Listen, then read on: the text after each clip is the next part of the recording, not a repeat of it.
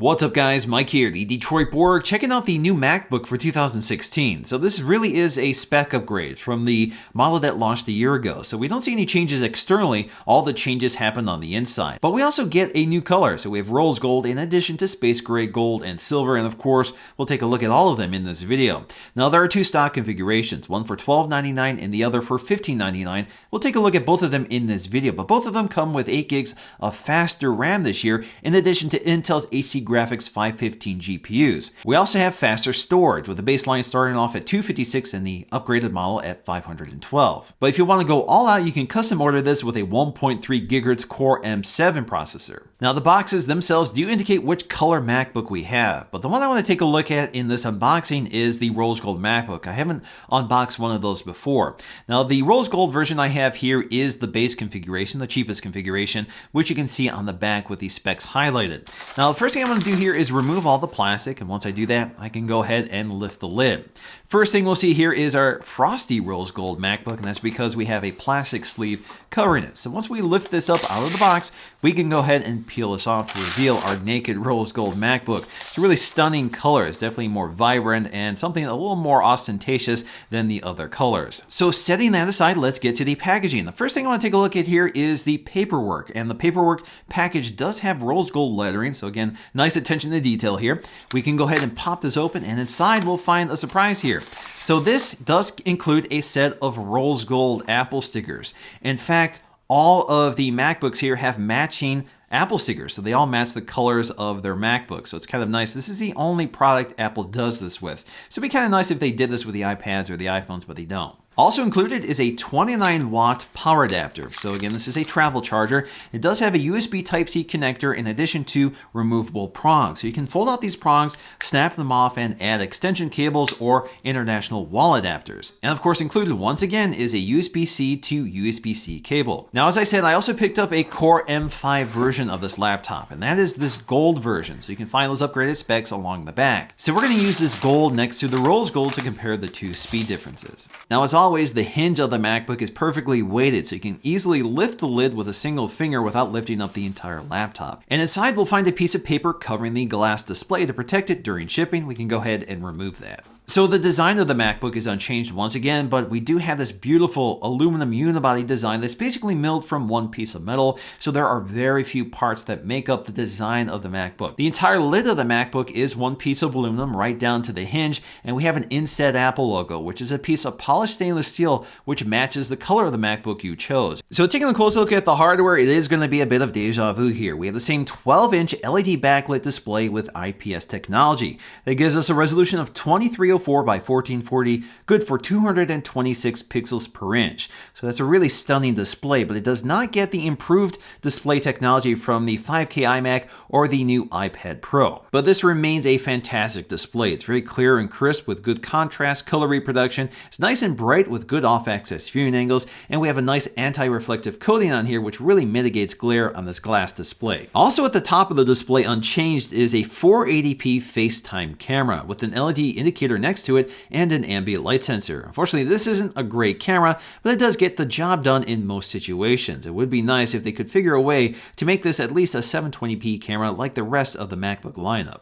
The hinge is also all metal, unlike the other MacBooks which integrate the antennas in that spot. In the case of the MacBook, the antennas are integrated into the chassis. And since the MacBook is a fanless computer, you won't find much ventilation in the chassis. Once again, the back panel is one piece of aluminum, which is held on with these pentalobular screws. Now, these screws are color matched to the MacBook, so they pay a lot of attention to detail. Of course, we also have these black plastic feet to protect the bottom of the MacBook. Now, once again, along the left side, we have one USB Type-C connector, so they still haven't added a second one, which I think is disappointing to a lot of people. So basically, everything passes through this single USB port, which means you will likely need adapters, and Apple doesn't include them with your MacBook purchase, so you will have to purchase them separately, so keep those costs in mind when purchasing them. Also unchanged on the right side is our combination headphone jack and audio input for microphones. We also have a set of dual microphones.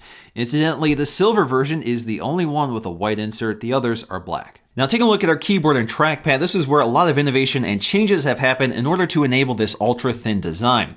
So one of them is this keyboard, which features a dome switch, a stainless steel dome switch, plus a butterfly mechanism. The idea here is that because the keys are so shallow, you need larger keys to strike so you don't miss them, because you can't feel them as well as you could with previous MacBooks. So that means no matter where you strike these keys, they feel nice and even, as opposed to other larger keys which kind of wobble when you hit them. Now I've been using the keyboard for about a year. And the great thing about this keyboard is that it's very light. You don't have to apply a lot of pressure in order to register a click. So that makes the keyboard extremely fast. There's less mechanical action and you don't have to press as hard in order for the mechanism to work. So once you get used to this keyboard, you can type really fast, and that's one of my favorite aspects of it.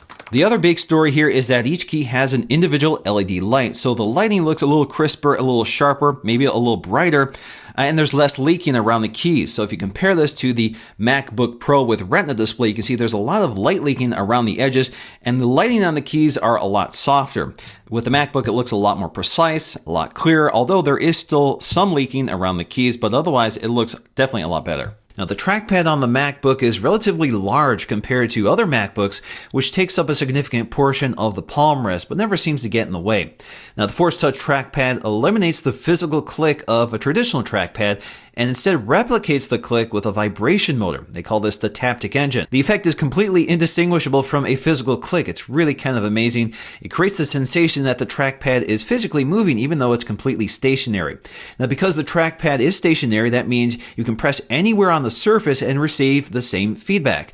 This is unlike a traditional trackpad, which is hinged toward the top, so it's stiffer when you try to press at the top. Once again, the MacBook has an impressive set of speakers, especially for something so small and thin. So the speakers are located toward the top above the keyboard, just below the display, and they sound really immersive. They're nice and full with a good amount of detail without distortion. Now, there isn't a lot of bass here, but they still sound really open and clear. And they're definitely excellent sounding speakers, and some of the best sounding speakers I've ever heard on a laptop. Now, next up, let's go ahead and listen to how this MacBook sounds compared to the other MacBooks. Now, I did reuse this clip from my original MacBook review, but again, these are features that haven't changed. We've designed a force-sensing, multi-touch trackpad. This adds a new dimension of interaction. Touch sensors make the entire glass surface active. Force sensors measure a wide range of pressure, from the lightest tap to the deepest press. The pressure you apply activates an electromagnet that responds with tactile feedback. So now, instead of just seeing what's happening on the screen, you feel it too. So the biggest news for 2016 are the new processors. So the best way to test this out is to take a look at some benchmarks. So first up is Geekbench. So the Skylake processor sees a single core score of around 2500 over 5000 versus 2400 over 4600 for the baseline configuration from last year. So that's a pretty modest gain here, about 20%. Now in terms of the two configurations, the M3 versus the M5, the M3 again around 2500 over 5000 versus 2800 over 5900. So again, a lot of performance there gained by that M5 processor. It's also worth mentioning that the iPad Pro outperforms the M3 processor and even outperforms the single core score of the M5. Now, in terms of our graphics benchmarks, we're going to use Cinebench once again to test out the new HD Graphics 515 GPU. That replaces the HD Graphics 5300 GPU from last year. So that delivers an OpenGL score of 20 frames per second and a CPU score of 214. That's a modest gain from the 18 frames per second and 204 on the CPU score from last year. Now, if we compare that to the M5, same OpenGL score, but the CPU score is much higher at 246. So in terms of graphics performance, the upgraded model is really only useful on the CPU side. Now, the biggest gains happen with the new SSDs, and there are differences between the two capacities. So the baseline 256 gig SSD sees a read speed at around 1000 megs. That's twice as fast as the previous generation. The write speed is up about 50%. Now, the 512 gig SSD also reads at about 1000 megs per second, but the write speed is higher at around 800 megs, which is double the previous generation. So if you want the fastest SSD, go for the 512. Battery life has also increased from 9 to 10 hours, and that's thanks to Skylake in addition to a larger battery, which jumps from 39.7 watt hours to 41.4. So generally speaking, I don't think the spec upgrades really change the role of the MacBook. This is still a lightweight computer, and the specs don't even bring it up to iPad Pro performance. But of course, OS X works fantastic on this computer, and unless you have video editing needs or need to run a lot of 3D accelerated software or gaming, this is not the best computer for you. But for most people, this is more than enough, and it's a computer I love using. However, this is still a computer with MacBook Pro pricing, and ultimately trades flexibility and power for its ultra-portable design. So this remains a tough recommendation, but generally speaking, I recommend the MacBook Pro if this is your main computer, but this is a great ultra-portable option if you have something more powerful at home. Alright guys, so that's going to do it for me in this video. Hope you guys enjoyed it, and if you did, please give it a thumbs up to let me know, and I'll see you again in the next video.